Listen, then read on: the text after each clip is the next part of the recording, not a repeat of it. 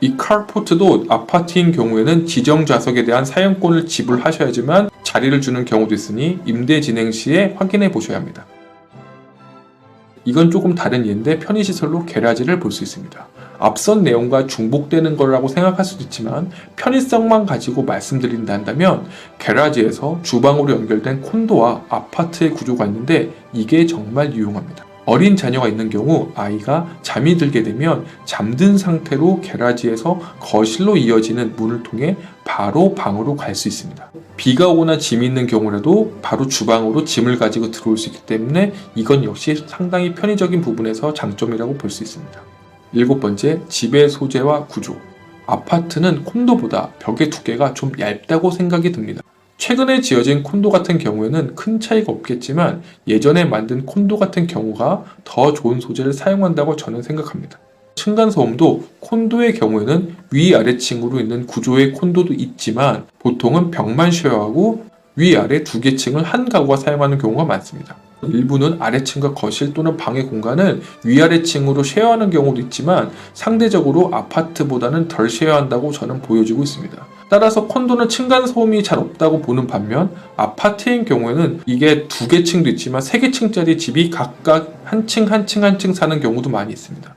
물론 해당 유닛에 따라서 1층은 차고, 2층은 주거시설, 3층은 집으로 이어지는 경우도 있고 1층은 1호, 2층은 2호, 3층은 3호로 각각의 독립된 사람들이 사는 경우도 있습니다. 이런 경우에는 층간소음이 발생할 수도 있겠죠. 3개층의 아파트 건물에서도 중간층인 2층에 거주하시는 분들이 냉난방적인 부분에서 베네핏이 있다고 해서 장점으로 생각하시는 분들도 있습니다. 또한 아파트도 단층으로 구성된 집이 있기 때문에 아파트나 콘도 모두 이웃과의 분쟁에서 중요한 잣대가 된다고 보시면 됩니다.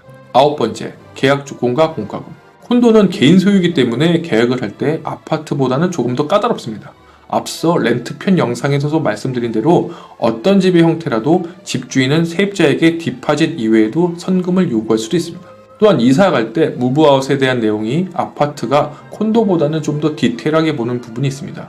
물론 이것이 케이스 바이 케이스이긴 하지만 통상적으로 청소비, 페인트, 그 외 손상 시 원상 복구 등 아파트는 앞서 말씀드린 것들을 청구하는 경우가 대부분이고 내고도 잘 이루어지는 경우가 거의 없습니다. 반면 집주인인 경우에는 어느 정도 내고가 가능한데 세입자가 직접 청소를 잘 컨택한다면 청소비 없이도 나오는 경우가 아파트나 콘도 둘 다 있는 경우도 있으니 평소에 청소를 잘하면 좋겠죠. 얼바인 컴퍼니 역시 집을 아주 깨끗하게 쓰셨다면 청소비를 아예 안 받는 경우도 가끔가다 있습니다. 그건 어디까지나 아파트 매니저의 재량입니다.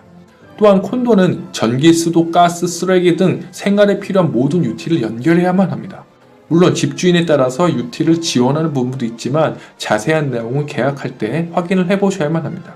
반면 아파트인 경우에는 보통 전기와 가스는 연결하고 나머지는 관리비나 임대료에서 포함되는 경우도 있습니다. 따라서 콘도보다는 유지비가 덜 나올 수도 있습니다. 또한 콘도는 전기, 수도, 가스, 쓰레기 등 생활에 필요한 모든 유티를 연결해야만 합니다. 사실상 거주하는 동안 모든 공공요금을 지불해야 하기 때문에 유틸리티 연결과 해지 등을 직접 다 하셔야만 합니다. 물론 집주인에 따라서 유티를 일부 지원한 경우도 있지만 자세한 내용을 리스 계약을 할 때 한 번 더 확인을 해보셔야만 하고 보통 아파트인 경우에는 전기와 가스를 연결하지만 나머지는 아파트 관리비에 포함되는 경우도 있습니다. 반면 얼바인 컴퍼니 같은 경우는 아파트 보험을 가입하라고 하기 때문에 이 점도 추가적인 비용을 계산하시고 입주를 하셔야만 합니다. 마지막으로 결론입니다. 저는 아파트보다는 콘도가 좀 더 넓고 크게 나왔다고 생각합니다. 넓은 주거 공간과 높은 실링은 콘도의 장점이라고 말할 수 있습니다. 좀 더 미국스럽고 미국 생활에 가까운 집이 아파트보다는 콘도라고 저는 생각되며 한국에서는 이미 아파트 생활을 많이 해보셨으니까요. 반대로 아파트 생활이 익숙하고 편의성을 추구하신다면 익숙한 아파트가 지내시기가 더 편할 수도 있습니다.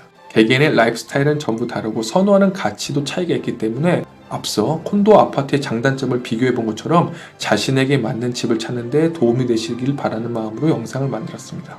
자, 오늘은 아파트와 콘도에 대해서 10가지로 장단점을 비교해 보았습니다. 내용이 도움이 되셨다면 구독과 좋아요, 알람 설정 부탁드리며 다음 시간에 더 좋은 컨텐츠로 인사 올리도록 하겠습니다. 저는 미국 부동산 김성진이었습니다. 감사합니다.